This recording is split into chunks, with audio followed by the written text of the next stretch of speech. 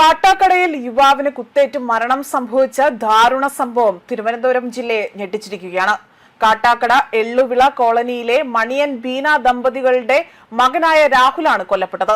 ഇന്നലെ രാത്രിയോടുകൂടിയാണ് കാട്ടാക്കട നെയ്യാർ മെഡിസിറ്റിക്ക് മുന്നിലാണ് സംഭവം നടന്നത്.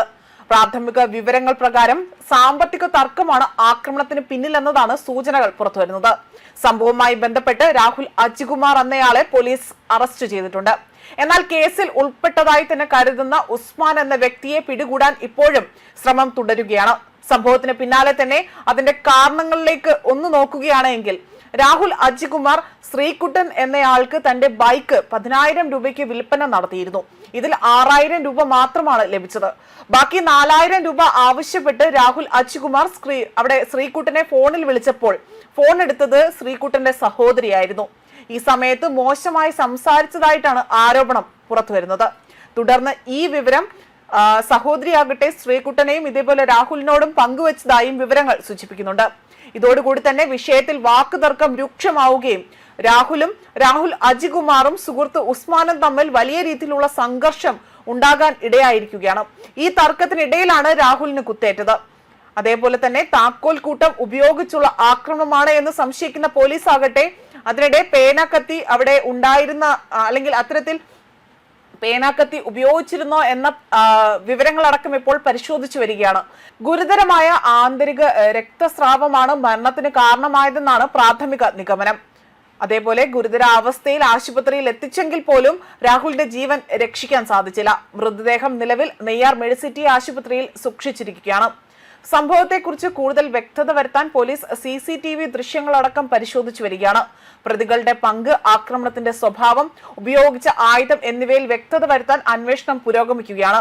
നാട്ടുകാരെ നടുക്കിയ ഈ സംഭവത്തിൽ ഇതുമായി ബന്ധപ്പെട്ട് ചില നാട്ടുകാർ ഈ ഒരു സംഭവത്തോട് പ്രതികരിക്കുകയാണ്. ഒരു 10:30 മണി കഴിഞ്ഞപ്പോഴായിരിക്കും സംഭവം. ഞങ്ങൾ കട ഇങ്ങനെ ഒതുക്കാൻ വേണ്ടി നിന്നപ്പോഴാണ് സമയത്താണ് ചീത്ത വിളിയും ബഹളമായിട്ടൊക്കെ ആൾക്കാരിങ്ങനെ കൂടി നിൽക്കുന്നത്.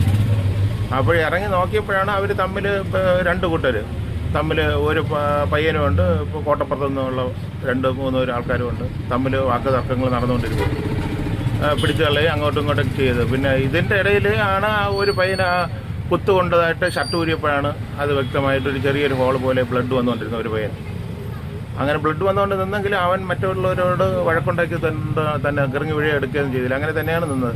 കുറേ നിന്നപ്പോഴാണ് അവന് ബുദ്ധിമുട്ട് തോന്നിയ ഒരു കൂട്ടുകാരൻ്റെ ബൈക്കിൽ കയറി പോകുന്നത്. പക്ഷേ കുത്ത് എവിടെ വെച്ചാണ് സംഭവിച്ചതെന്ന് വ്യക്തമായി നമ്മളൊന്നും കണ്ടില്ല. ഞാനും വൈഫും ഉണ്ടായിരുന്നു. നമ്മൾ ഇറങ്ങി പിടിച്ചു മാറ്റാനൊക്കെ ശ്രമിച്ചു, നടന്നില്ല. അപ്പോൾ ആ വീഡിയോ ദൃശ്യത്തിൽ ഞങ്ങൾ ഇറങ്ങി പിടിക്കുന്ന കാര്യങ്ങളൊക്കെ ഉണ്ട്. പക്ഷേ എന്താണ് പ്രശ്നമെന്ന് പോലും നമുക്ക് അറിഞ്ഞുകൂടായിരുന്നു. പിന്നീടാണ് ഈ പെണ്ണ് കേസാണ് അങ്ങനെ ഇങ്ങനെയൊക്കെ ഓരോരുത്തർ പറയുന്നത്. ഈ മരിച്ച ആളറിയാം, മരിച്ച പയ്യനെ അറിയാം. പിന്നെ നമ്മൾ തൊട്ടടുത്തുള്ള പയ്യന വ്യക്തമായിട്ട് അറിയാവുന്ന പയ്യൻ തന്നെ. പിന്നെ മറ്റേ വേറൊരു പയ്യൻ വന്ന പയ്യനും അതിൻ്റെ കൂടെ വന്ന ആളിനെ അറിയാം. കോട്ടപ്പുറത്തുള്ള ഒരു പയ്യനായിരുന്നു. അവൻ്റെ ശേഷാറിന് എന്തോ ആണെന്ന് തോന്നുന്നു.